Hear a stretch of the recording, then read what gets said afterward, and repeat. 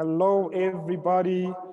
Welcome to this session on using social media to push your story. In this session, we'll be learning from Amy Wilson Chapman and Fisayo Soyombo on how to multiply the impact of our stories when using social media. So first, to start, will be Amy, who is the community engagement editor for AIJ's for the past 3 years. She spent the past 3 years at the Australian Financial Review in Sydney, Australia, where she was responsible for developing social media, newsletter, and overall engagement strategies. Amy, do you want to proceed? Sure, thank you. Thank you. So great to have everyone here. I'm really excited to get to meet you all, and I would really encourage you all to ask questions. I know from the past kind of 6 years or so working with reporters, often I find that the most they gain is when they can ask really specific questions that answer things that you're curious about. So I'm going to start with a quick presentation. Hopefully it's not too dull and boring, and hopefully I'm not telling you what you already know. Hang on, let's go back. Let's start at the beginning. Okay, so I assume everyone here, you came, so you must realize that there's like superpower in social media these days. And one of the things I really learned at ICIJ was that as an organization, ICIJ had the opportunity to help multiply and amplify stories from all around the world. So the project we just worked with, I did some teaser videos in Swahili so that our Swahili partner could also then help share them along. Then we also did them in French and Spanish so that people from Europe to Latin America could share in their language. So hopefully what I'm going to give you is a good oversight, but it's meant to be brief. The one thing I always tell reporters is your biggest asset is you. So even on these big investigations of thousands of reporters and, right across the world, the way a reporter in Benin explains something and talks to their, audience compared to someone in Australia, where I'm from, would talk about it is totally different. And one of the things I've worked with the reporters at ICIJ was to kind of let down that investigative journalism guard. It's not always the role of investigative journalists to talk about Celine Dion or show their socks on an Instagram live story that you can see here. I also think as a news organization, if you have control over how your news brand is coming across on social media, the brand should also have a personality. So even though the International Consortium for Investigative Journalists is a serious investigative news organization that holds some of the most powerful people in the world to account, we could still have a little bit of fun on Twitter. And we used to talk about our ICIJ family, which is the way we talked about our network. And so by changing that one little word, we can actually convey to people a sense of what it means to be ICIJ and get a little bit of that personality out. So the 3 examples I have here, one is the ICIJ family. The second one is from a video reporter who worked for ICIJ, who, look, ICIJ was never going to say that Luanda Leaks wasn't another sob story, but she could say that. And she got such good engagement on this story because she just cut through all the noise and said, look, you might think that this is what you think this story is, but it's not. Here's why. And it gets people into the video and gets them watching. And then the last one is just a little bit of fun. So I did a lot of work with our reporters to do things like Instagram stories where they answer questions. And Will had been traveling to Uganda, and one of the things he found was that Celine Dion was playing in a lot of places. And honestly, from this image, we had so many comments about Will's socks. It became a big thing. People felt like they got to know him, and we gained new audience, and people were talking about things, the investigation as well. Ooh. Okay, having said all that though, it's so important to stay on brand. So if you have a big investigation coming out, run with the name, use the hashtag, make sure that whenever you can, you're always talking about your name, the investigation's name, and the news organization. So ICIJ is pretty unique in that regard. So as you can see, like ICIJ and BuzzFeed down here on the left, we both have the same image. And it might seem like a very small thing, but having that continuity across all of the news organizations for this project, on the day of launch and the weeks and days after that is very powerful. So for this project, we actually had a style guide, and obviously a lot of what I'm about to talk about is about how visual social media can be. And one of the things we did was make sure that, you know, the quote cards on Instagram were then the same green, and then all the images that you saw on Twitter had the same colors and concepts the whole way through them. I know that some of you probably don't have access to designers, and I've worked a lot as well in news organizations, you know, in nonprofit and commercial media, where there's one person, or you're the reporter that needs to also do the social. So I have a good tool that I'll come back to that can help do that for you as well. The other thing that I just cannot stress enough is that to promote your stories and amplify your stories on social media, you have to remember that it's a two-way street. There is no, you should never feel like social media is you yelling at the world about your story. You should always yell at the world about your story, and then make sure that you listen to what people say.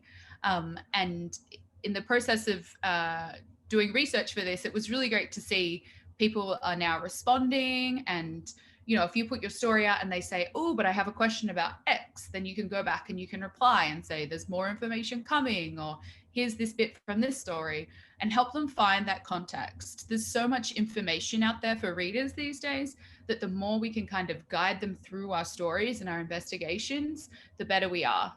Even if it feels like sometimes they're asking you questions they should know after reading the story. So a couple of examples that we've done. ICIJ is well known for the Panama Papers. It's a question, this is a question we got a lot on social media. What happened after the Panama Papers? And even though we would write stories every week saying this happened, there's laws changed in Europe, the US is trying to introduce this act, you know, this person in this country has been sacked, we continued to get it. So 3 years after, we took all that feedback from our readers on social, and we responded with a video that we could share, directly made for social media. So again, making sure that the product that we're making and putting on these channels is designed for that. And then we also wrote a story so that we could then amplify and share that story. But it's just a good example of how you can take that feedback from your readers on social and then use it as a way to amplify your story. So 3 years later, we were still able to talk about the Panama Papers. And we do the same thing for other stories. A few other examples of how you can pretty easily sort of have a back and forth with your readers is a Facebook Live Q&A. So the one here, we did one after Paradise Papers, which was in 2017. I would encourage all of you to do Reddit. Reddit is, you know, relatively new. It can be very, very scary for journalists, and I get it. And if anyone wants the contact details for the media people at Reddit, they're really, really trying to do more work with journalists. And it's quite a good way to get into the details and the weeds of your stories, as well as find very niche places for it. So, for example, on Reddit, there is a Panama Papers subreddit, so a little community that they all talk about Panama Papers, but also you'll find regional specific ones as well. So we did a investigation called Mauritius Leaks, which looked at Mauritius and its use of tax treaties and how companies from around the world were using it as a tax haven. And then we actually could post that onto a Mauritius subreddit. And obviously the people that are there are either interested in Mauritius, live in Mauritius, or want to know more about what's going on there. The other thing that we have been doing more of is Q&As on Instagram. Instagram sometimes doesn't feel like the place to push your story, but again, it's a really great way to get back and forth. So what did you find? What was the most interesting thing? And if you're looking to go down an Instagram route, I would suggest taking lots of photos as you do your reporting and you're investigating, because then you can kind of use it to sort of spice up the responses. As you can see here from that bottom right one, we have a photo of Will's passport where it has a dodo in the stamp when you go into the country. So all that kind of personalization of content makes the reader feel like they're sort of interacting directly with you, and will make them more engaged with your story. The other thing you can use social media for, and this is something that I'm personally a big fan of, is adding context and history and a little bit of that personality or spice. So again, we just put out a story about Western Union. And one of the problems we had when talking to Western Union many banks is that they didn't want to talk to us. And so instead of just sharing his story on Twitter, Will has actually given the reader a little bit of, here's the process that I did and the fact that they didn't want to reply. And then he had a gif of a tumbleweed. I think it just is an example of how you can have a very serious and important story, but you can also then take the reader behind the scenes a little bit, because people are fascinated with how investigations like all of yours come about. So here's just a couple more examples. So I just think it's interesting to see how people do these things in their own words. And, you know, like I said before, emphasize the fact that you need to be you and have to stay true to you, because you are the reason why the story even happened. And it's your personality and your processes that people are interested in. So we have Frederick Obermeyer, who was one of the 2 German reporters who came to ICIJ with the Panama Papers link. He kind of gave background to a story that came out last week about the 2 founders of Mossack Fonseca being indicted by German forces. So instead of just saying, oh, here's another news story, the reader instantly has context. He's given them other stories to go and read. Maybe they've never heard of the Panama Papers. And all of that is helping give people entryways into the story, which then allows them to find the story and read it. And also it gives people different things to share. So maybe I found his 3rd tweet more interesting than his 1st one, and so I would reshare that. And so it gives people more options. The one on the right is a Washington Post journalist who is quite well known for running out his investigations on Twitter, in the sense that he's always sort of saying, this is where we're up to, and is very public facing. And I just think the thread is a good example of how you start with your story, you know, but then there's a little bit more to it. There's a gif of a dog to break it up. There's some charts, there's some numbers. So you're kind of showing people what's in your story without them ever having to leave Twitter or ever having to click on anything, which is good for people reading your story. Again, this goes more to like behind the scenes. I think that in Australia, we call it how the sausage is made. And, you know, even people who read newspapers love to see how the investigations come out. And I know how long and tiring and hard work these investigations can be. So the more that you can unpack that after you can talk about it, you just have so many opportunities.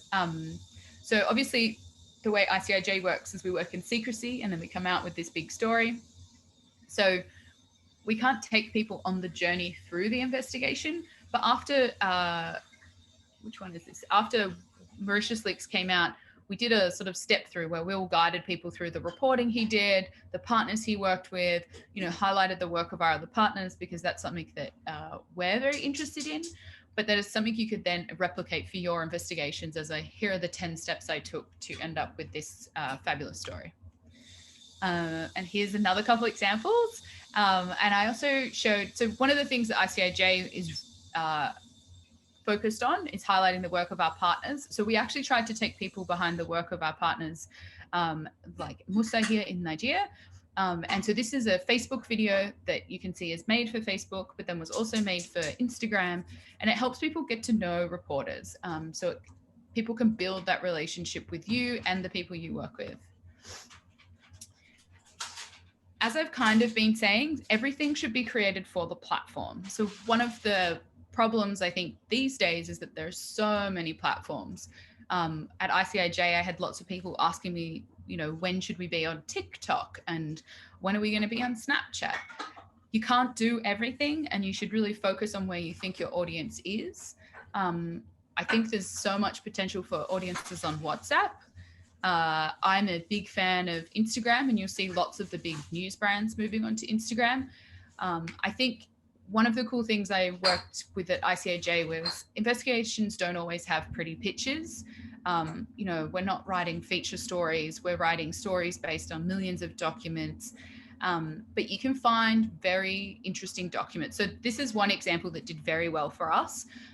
You know, it's a signature that shows that the borrower and the lender is the same person. It's Isabel dos Santos. And this did very well for us on all platforms. So I just wanted to show you a few examples of how we kind of take our content and change it. So the two on the left are from Instagram. One is a behind the scenes video, and this was before Instagram TV. So this is basically 10 small, short videos where you can click through and you get taken on quote unquote, the trail of how the investigation was done. We also just did 10 slides for FinCEN files, which is quite an easy one to do because it is just text. And it's basically breaking down an investigation into 10 slides, which isn't easy, but can be done. And then I just wanted to show you other examples of how one of our reporters used charts. If you're doing an investigation with lots of numbers, a good way to kind of get people in without them having to kind of compute all those numbers is using charts. And I found that again when I used to work at a financial newspaper in Australia. It's such an easy way for people who would prefer to visualize things to understand what you're talking about. So that's that. Okay, so the other really great tool that I wanted to quickly talk about was a tool called CrowdTangle. And I just think that if you're a reporter, you can add a plugin into your computer and you can quickly see who's talking about your story. And this will just give you a way to engage with people. Once you know people are actually sharing your story, maybe they're someone of interest, maybe it's a tax accountant. We've used this also as a way to then find lawyers and accountants and lawmakers in various parts of the world who are sharing our story. And so then we can go back to them and see what they think and use them in later follow-up stories. I've got the link for CrowdTangle later, but it's definitely worth looking into if you don't already use it. This is the other great thing that I used to use it for. So obviously with ICIJ, the nice thing is that our projects all have names. So I could set up alerts so that if someone was talking about the Panama Papers or FinCEN files, and it got to a certain level of interest, then it would send me an email. And so then I can go into the platform and actually have a conversation with those readers. And it's such a powerful way for you to multiply the effect and engagement on your story. The other thing, and this is, again, a simple thing, but is making sure that your stories are optimized for the social media channels. These are two examples of how your Facebook stories would look if you didn't have the right size image in them. And it's something that you have to work with your developers with. But again, I've got a couple links at the end that will help you fix it up.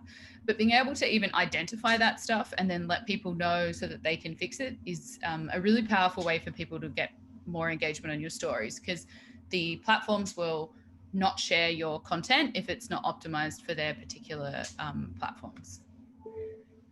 Okay, so these are my final little links for people. So the CrowdTangle website has super great webinars that they run all the time so that you can learn how to use it. Canva is the tool I was talking about that is basically a web-based design tool so that you can easily put images and text together and kind of create your own quote cards and images to share to kind of show off your investigation in other ways. BuzzSumo is one way to see who's sharing your story and who's talking about it. And then the last two links is so that you can fix up how things are being shared on Facebook and Twitter. So that's it. I tried not to go for too long so that we can take questions if anyone has them, but otherwise look me up on Instagram and Twitter, and I'm always happy to answer people's questions long after this if that's ever helpful. Thank you so much, Amy. I have one question for you, right? As a small news organization, how do I begin sort of gaining or pushing engagement to sort of publicize my new publication? How do I go about that?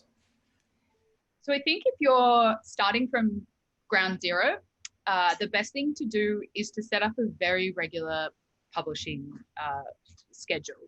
So and identifying the platforms you want to be on. You don't want to be everywhere if you're a small news organization because you don't have the resources.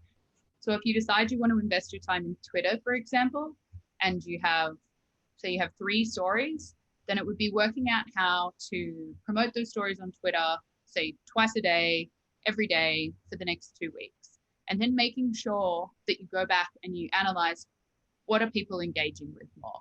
So when ICIJ launched its Instagram account, we spent a lot of time trying out different ways of selling our stories. We could use photos, we could use charts, we could use simple quotes that would just say, Amy said Instagram is great. And even though we preferred some of the pictures and stuff that would take more time, the things that people were resharing and engaging with more were, sorry, my dog is eating my headphones. The thing that people used more was the basic quote card. And so what we realized was that we could make more of these faster and we could share them, and then people would reshare them. And I think it's easy as journalists and news people to get very attached to, you know, these grand videos with lots of animation and moving parts. But sometimes people just want simple information. So yeah, that would be, I think the first question at a small organization is, how much can we do? How often can we do it? And then putting your energy into that. And then you'll slowly see the more you post, the more people will share. And once you get a better understanding of what your audience wants, then you can cater to that.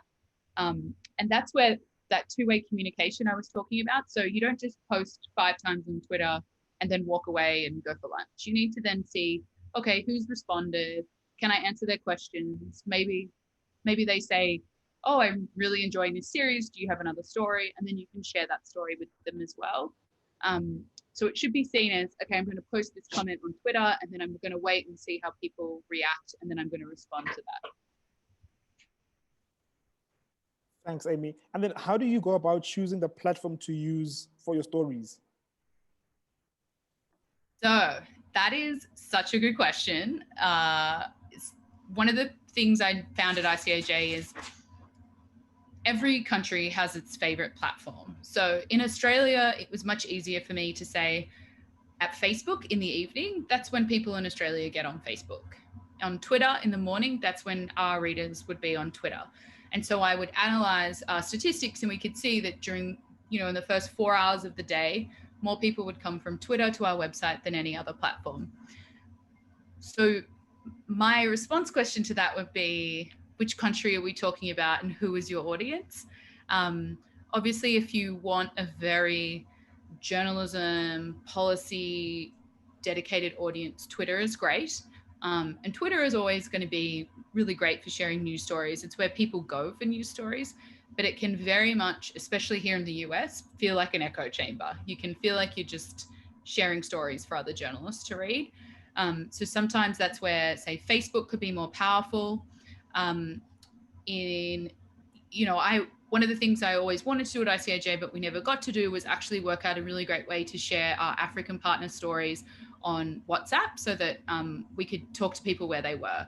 So our Latin American partners as well have lots of new ways for sharing stories on WhatsApp. And it was always interesting when you saw a project go out that was more focused on Latin American topics. It's huge on Instagram.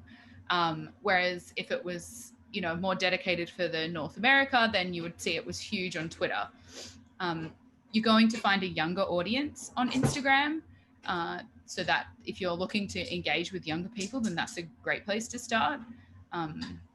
But yeah, it's very hard to answer it's very country specific. So I would really, it's like you need to do your research about where people in the country are spending time on, or maybe you don't want to reach people in your country. Like maybe you want to reach, you know, all the lawmakers and journalists in America so that then they can report, you know, cover your investigation. And then Twitter is the perfect place for it.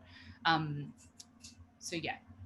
The other place it doesn't get talked about a lot, which if you're looking for a more professional, engaged audience, is LinkedIn. And when I worked at the Financial Review in Australia, obviously we were writing business stories, and we'd write lots of stories about lawyers and accountants and the industry. And LinkedIn was huge for them. That's where they all go to talk about law policy every day. So it's about meeting those people where they are. Sorry for the non-answer. Thanks, Amy. I mean, one last question from me before we go to Fisayo is, when it comes to analytics, right? Often more than not, you'll find that, especially with sort of smaller publications from the continent in Africa, you find that you want to reach the audience on the continent, but you end up having more American or more European sort of readers for your publications, or users or followers on Instagram or Twitter. How do you go about reaching out and getting followers from the continent who are actually our target audience? You have very good questions. I feel like Fiseo might be able to answer that better. So I think it's also, so things on Instagram you can do is you can target locations and places where people are going to be. You can also do things like tag in, you know, like local organizations that will then share it with their communities. I think there's one of the problems you have when you look at social media numbers, and this was something that we found at ICAJ, is if you have a population where there is just so many more people than a smaller country. So often this would be our case with India and Pakistan. We would share stories, and on Twitter, you would find that 80% of the people that were reading it were from those two countries, even though it wasn't a story about those two countries. But because the number of users is so much greater than, say, the number of users from our Burkina Faso publication, then it's always going to be hard to look at it that way. I really think I would, if I was focused on trying to get people on the continent or in the country of specific, I would be reaching out to local organizations that have those followings and seeing if they would share them for you. Another really great way is if your sources are local. So if you're talking to, you know, if you're in Tunisia and you're talking to Tunisian tax experts, then asking those tax experts who you quote to then share that story on their social channels, because they're going to have more of those networks that you're trying to reach as well. But it is really hard. I do think WhatsApp would be a great way in some countries as well. I mean, again, you'd have to look at the use for each country. And then you're sort of getting into those like social channels where people are sharing more with like the people they're geographically located with.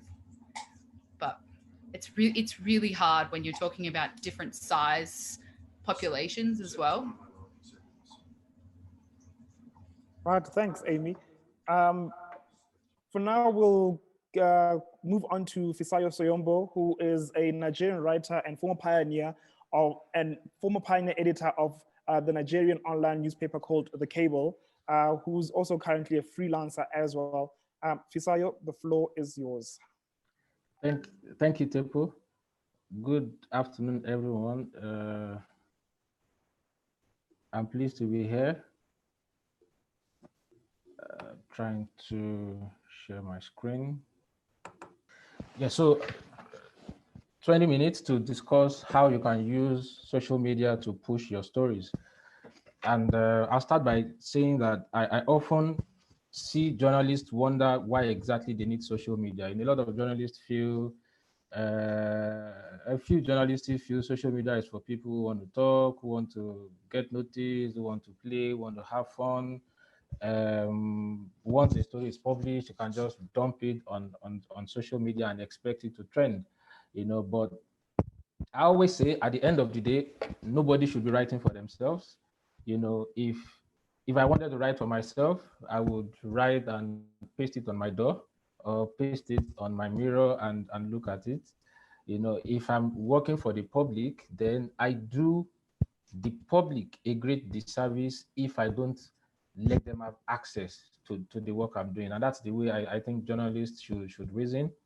There's just no point, whether you're a journalist or not. If you're just a writer, there's no point writing and then it's not getting to people. That's one. The end goal, I think the most important, but at the very least, one of the end goals of investigative journalism should be impact. You know, you don't just want to publish your story and that's the end. You want to be able to say, look, after 6 months after my story, this is what happened. You know, 2 months after my story, 2 years after my story, this is what happened. And impact is usually impossible if that story is just in one corner. Journalists can, you know, individual journalists can attract bigger traction to their works than newspapers can. You know, it looks strange, but I'll show you my experience, how it is possible for one individual to push a story, and then an entire newspaper pushes the same story and the individual gets more traction than the newspaper. It can happen.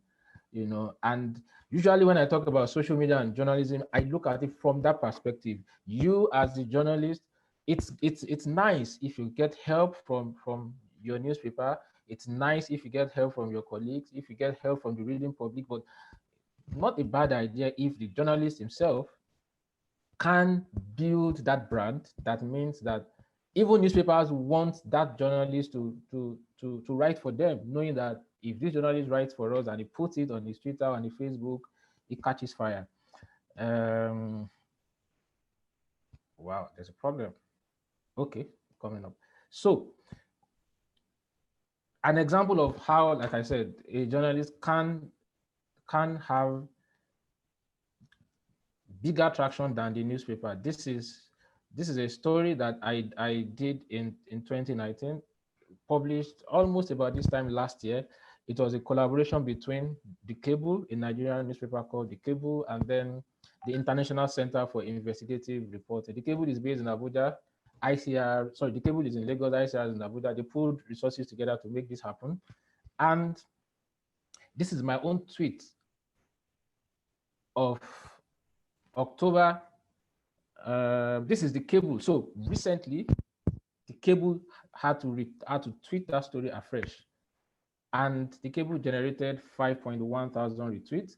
Now, this happened because, I mean, as I expect many of us are aware already, you know, it's not the easiest of times in Nigeria at the moment because of the NSAS protests, you know, public protests against police brutality, and a particular unit of the police called the Special Anti-Robbery Squad. Now, this is a story about police. So The Cable felt, in the heat of the protest, let's bring back this work that was done to expose all the ills that go on in Nigerian police stations. And it got 5.1 thousand retweets. I was going to also tweet the story, but I wanted to wait till, in quote, the anniversary of the story, October 14. So 24 hours after The Cable tweeted it, I also did, and I generated 7.8 thousand retweets. The Cable generated 5.1. My following on social media right now is roughly 89 point something thousand. The Cables should be about 500,000, you know, which tells me that if an investigative journalist manages to get traction for his investigative journalism, his work is likely to get more traction than that of a newspaper. You know, people follow you for your journalism, then people follow a newspaper for different things. The Cable does business, The Cable does politics, The Cable does entertainment. You know, The Cable has all that crowd, but the majority of those who follow my work do it for my investigative journalism. So it's easier that way. So I often think about social media and journalism in terms of the journalist becoming the brand that pushes the work. So what can journalists do to cultivate their social media audiences? A few tips. Some of them we know already. Some may be new. I often hear people say, "Oh, I don't have followers. I don't have friends on Facebook. I don't have followers on Twitter, on LinkedIn. So even if I share, what difference is it going to make?" You have a story, it's published, put it online. Even if you have 10 followers, let those 10 read. Let that 10 become 12. You know, it's not going to happen overnight that the journalist suddenly has that following. It has to be a process that may take 1, 2, 3, 4, 5, 10 years. But any story that the journalist has published has to, you know, be on the social media pages of the journalist. That's one. Be present on social media.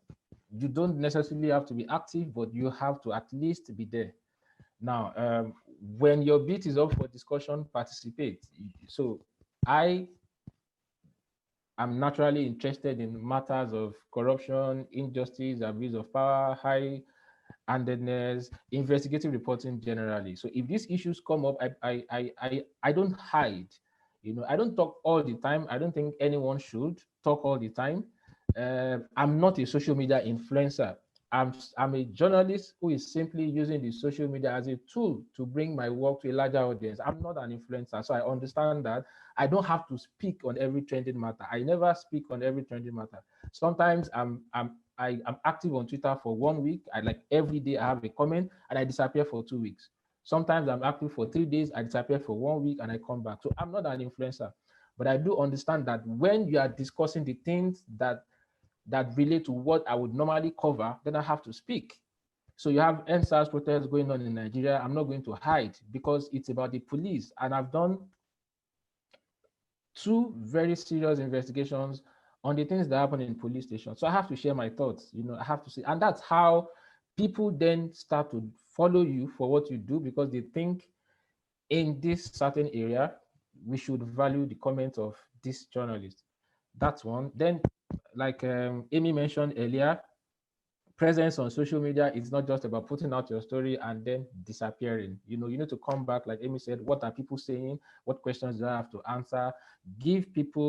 Let people see that you are a human being. It's not just someone behind the computer who isn't connecting with people, and then to add final point on how journalists can cultivate their platforms is there is no other secret to anything journalism than excellence. Excellence is the fulcrum of everything we do as journalists.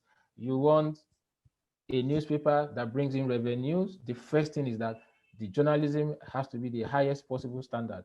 You want to push your stories on social media, the story has to be great. You want whatever, all the discussions, all the issues around journalism, for me, begin from the center point of excellence. And for journalists who do good stories and do their best to put them on social media, that following happens naturally with time, because it becomes a culture. If a journalist has done 4 stories in the space of 1 year, and every time majority of the readers feel, wow, this is good journalism, it doesn't take time before the following increases. And yes, it's not so bad to not have the audience.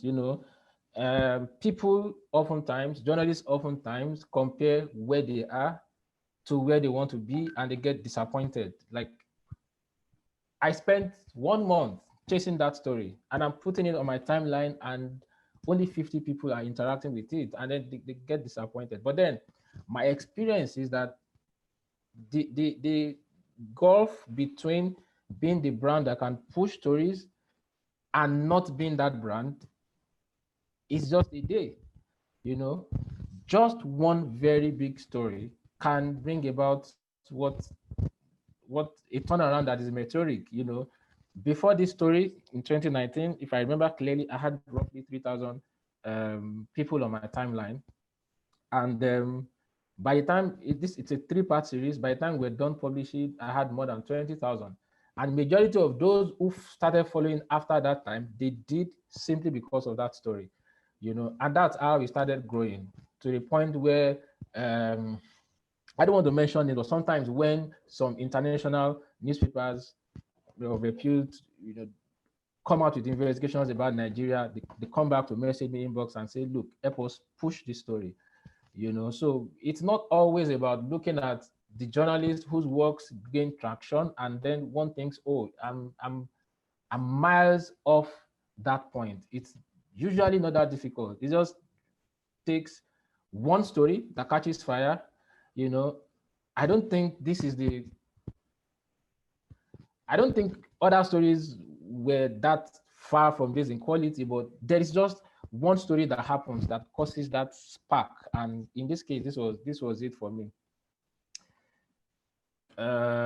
Yes, sometimes write for social media, deliberately, it can happen that a journalist covering a beat gets scoops in another beat, and then the temptation is to say, look, this is not my beat, or these are not issues I'm generally interested in. But it can happen. I encourage journalists to sometimes write specifically for social media. Now, I did that a lot in the heat of Nigeria's COVID-19 crisis, and there were people who approached me and said, look, you are wasting these stories, you are wasting these exclusives. let newspapers publish them. And I said, no, you know, deliberately, because I wanted people to see me as a source of authentic news, you know, so that subsequently, when it's time to push stories published for other newspapers, I would have that audience waiting to read. So these are examples from, this is about the first COVID-19 death in Ilorin, Kwara State, Nigeria. Officially, this is not recovered, it's not recorded as a COVID-19 death, you know, but I tracked it, I investigated it, and confirmed that the hospital and some people in the state that tried to cover it up, and I put out the story. And you know, one of the stories that in that season helped me to build the audience. This is another example. In you can see, I should also have done screenshots of the engagement, but you can see the retweets, you know. So I encourage people, not all the time write for newspapers. Sometimes a thread of 5 tweets, a thread of 9 tweets that is complete, that helps the journalist to build that brand, you know. Now, multiplying the impact. So after building that brand, how then should it be best used? In newspapers that are not completely online, I've noticed a trend of publishing for print and then copying and pasting on social media, and it doesn't work that way. So a story was published, and the editor was thinking about how many pictures should go on that page, how many pages are available for that story, how many infographics can be published given that space, and all that. That is acceptable for print, but then the same story has to be republished for online. If a story has 20 pictures, 10 videos, 5 infographics, all of them can't go into the print, but all of them have to go online, because that's what the people want to interact with. People want to see evidence of what you are claiming you've investigated. People want photos, people want to see videos. And I had a recent example of running an investigation on 2 platforms. I mean, it was a joint project on corruption in Nigeria's real system, and one published all the videos, the other published just a few photos, no video. And naturally, I presented both to the public. Naturally, people read the one that had more photos and videos. People read that particular version more than the other. So a lot of times stories are published without that thought that, look, this is going to the social media. How best can we present this story to the social media? If the editor isn't thinking that way, then the impact cannot be multiplied. A lot of times as well, journalists just come and copy the link, you know, put the link to the story, you know, and just dump it on social media. It doesn't work that way. You know, journalists need to see their social media pages as their own newspapers. You know, that's the way I see my Twitter, for instance. If I tweet 5 times a day, I'm thinking that the person who comes to check my wall tomorrow is like reading my own newspaper. Sometimes it can be news, sometimes it can be my opinion, but it's my own personal newspaper. And it means that journalists have to reintroduce the story to the public, you know, not just put the link, look for what people want to read, what will interest people in it, and just have one sentence, 2 sentences to represent the story. As I said earlier, be available for the conversation. Conversations, you know, drive traction to any story. If a story is shared on social media and that's the end, it's not the same as when the journalist comes back and engages with people. Sometimes it's even the engagement that other people see. And they say, oh, wow, this conversation is going. Please, I missed the story. How can? And then they track back to the story that was published. Sometimes we like to say we are journalists, we are not advocates, we are not activists. I'm a journalist, I've written the story, I've done my job.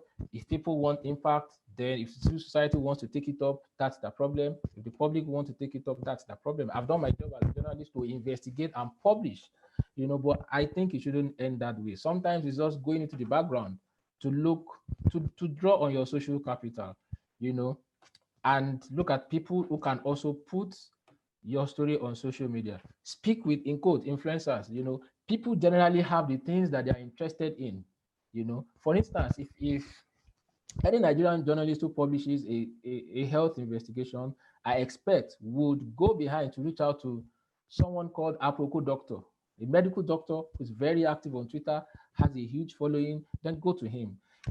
He's not likely to think he's doing you a favor. He's not likely to think you should be paid. He should be paid for that. It's his interest, his core interest. He wants to circulate that to the public. If you are writing an education story, I expect a Nigerian called Ogbeni Dipo, whose following is also heavy on Twitter, to get an email from you to say, look, put this out for me. So beyond just putting on social media, then as journalists, we'd have to look for people who have huge followings on social media and their interests. If we find out that there is a match between the story we've done and their interest, it's a no-brainer that they want to put it out. And finally, so one of the reasons I like social media is that it doesn't end on the day the story is published. It doesn't end on the day the story is tweeted or Facebooked.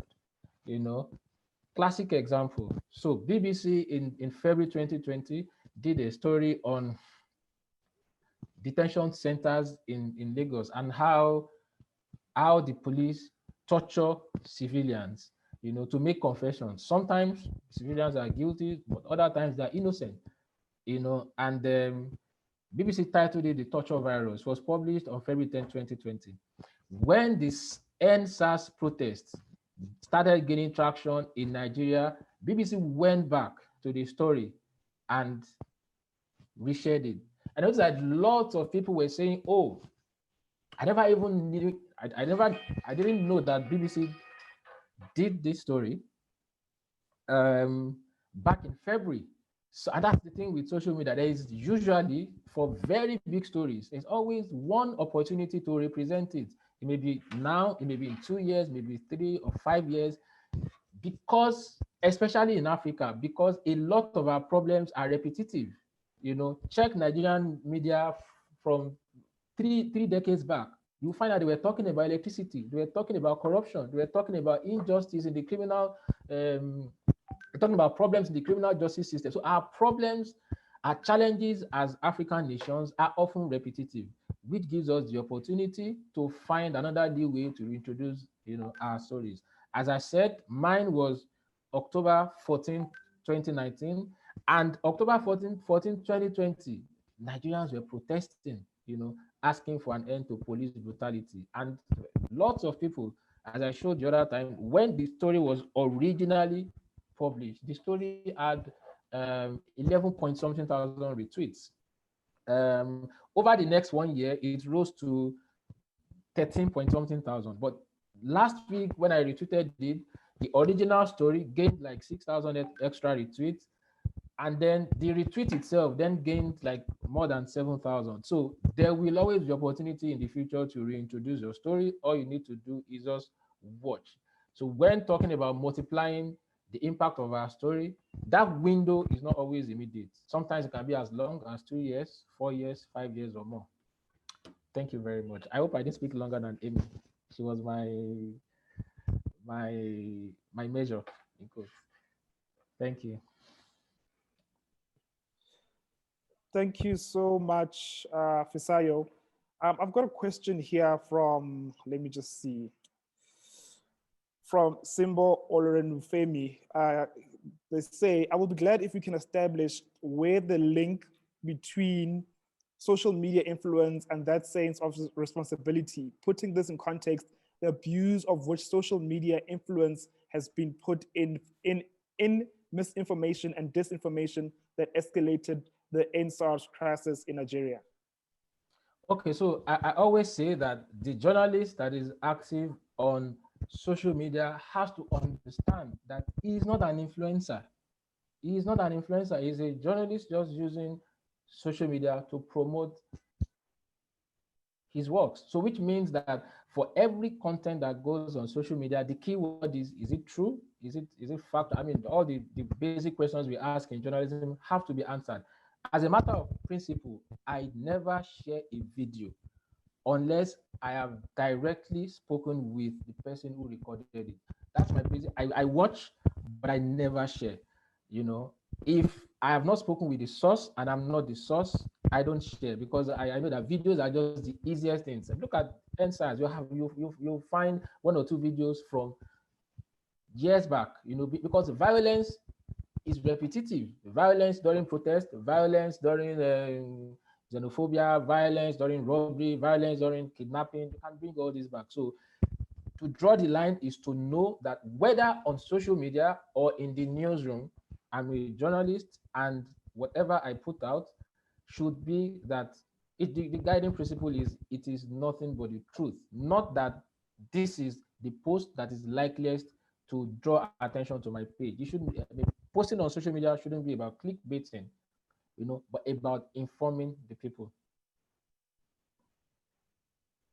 Thanks, Fisayo. Another question: how do you ensure that your story is believable when so many others are using social media to push the fake news agenda?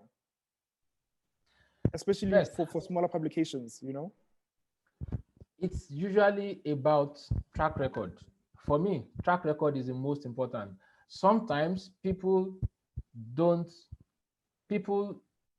are inclined not to believe what you've written, but then they ask, what is this guy's track record? What is this newspaper's track record? So if the track record is there for excellence, I don't think there will be too many problems. Sometimes vested interests want to classify a true story as fake. For instance, I mean, the biggest issue in Nigeria today, the NSAS protest. Tuesday, October 20, soldiers opened fire on civilians, unarmed civilians protesting at Lekki Toll Gate.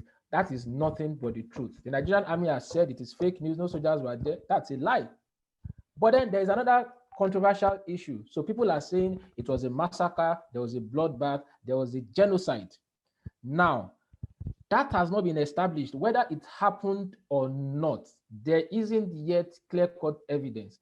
That soldiers opened fire on protesters does not mean they killed 10,000. That they killed one is bad on its own. Let's not, I mean, get confused over it. But when you say genocide, there is yet no proof. Maybe it happened, maybe it didn't. But then a lot of people are saying there was genocide. That we still have to be proven. But what is not in doubt is that there were soldiers who went there, initially started shooting into the air, and afterwards started shooting at protesters. You know, so the army is claiming that's fake news. It's not fake news. There will be moments when genuine stories are passed as fake news, but the track record of the person or the newspaper pushing it should come to the rescue. Let me unmute myself there. I've got another question here from Ayobami. As an investigative journalist, are there any form of protecting or looks over a journalist who just released a touching and groundbreaking, shaking stories online? I'm not sure if you get that. Yes. A number of measures that one can take. Unfortunately, I don't think discussing such measures in public helps, because you're trying to protect yourself and you're speaking about those measures in public. But the easiest one is I disappear. You know, so after my prison story, for instance, I'll just say I disappeared. That's first thing I do. Don't be available for harm. Then you can come back later. I mean, I don't know, a question related to that is, what kind of safety measures do you take after publishing your investigative story? Oh, I thought that was one I answered. Maybe I didn't get it. Maybe I thought that was the question I answered. After publishing a story, what kind of measures do I take? Yes, I apologize for that, yeah. I want to bring in Amy into the conversation as well, but I'll ask Amy to answer it first, and then you, Fisayo. So how do publications, right, big or small, leverage of journalists or reporters who have become sort of household brands and also have or may have a bigger following than the news organization on or they're working for on social media? So do you mean when the journalist works for the news organization, or it's a separate journalist when they work for them? Okay. When they work for the organization, yeah. Yeah. So I think, I mean, one of the great things, like to echo what Fasayo was saying, is as a journalist, you have much more flexibility in the language you can use around your investigations. The only person that can say, I investigated this, is the reporter that investigated, that investigated that story. The only person that can say, I spent time in prison to get you this story, is you. Do you know what I mean? And I think that that is so powerful, because not only does it show you the importance and the substance of the topic you're talking about, but it gives people something to relate to. And one of the things we tried a lot at ICIJ was to try and work off this. You know, we have this amazing network of reporters from all around the world, and they could tell us the stories that they had to go to be able to report on them. And I think the more you can harness that. So if I was at a news organization and I knew I had Fasayo working for me, I would be talking to him all the time to try and, you know, leverage off his amazing following and the fact that these people trust the reporters. I think, unfortunately, there is still a lot of distrust for the media. But one of the great things that social media lets people do is get to know people. So even, you know, and I totally agree with what Fasayo was saying, like, stick to your knitting. Make sure that if you're an investigative reporter that talks about offshore finance, you know, that's what you're an expert in. But when a huge story like COVID happens, people that are following you also want to see you're intelligent and they trust you. And so you become a good source of that information. And I think being able to give the reporters the power to say these stories in their own words and the experience of meeting their corrupt officials, how the banks treated them, you know, like what it was like to go to a different country to report on something. And those personal interactions, because I mean, I'm sure all the reporters on this call know, you know, the way people treat you when you're reporting a story often says a lot about the story itself, right? You know, someone who doesn't have a lot to hide is going to welcome you in. And sometimes people who have a lot to hide will welcome you in and then try to convince you there's nothing to hide. But that inside behind the scenes stuff is really powerful. But yeah, I mean, and also that's a great thing as a reporter, because it means that wherever you go in your career, I mean, you don't lose those Twitter followers, you take them with you. And that can be really powerful too. Sorry, do you want to add on to that?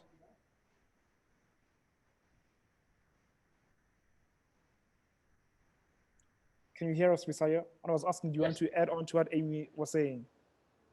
Yes. So my internet is a bit shaky. I don't know if you can hear me. We can hear you. Okay, so if I get the question right, it's about, you know, how journalists can have bigger social media brands than their newspapers. Am I right? So sort of how publications can leverage of household name brand journalists, or vice versa. Oh, you know. How publications can leverage on. I think what the cable did is an example. You know, a story from 1 year ago, and then they feel, okay, this journalist has that brand.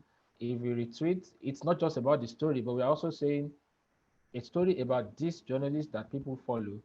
That is one. Two, newspapers can use the knowledge of such journalists to analyze issues. I'll give you an example.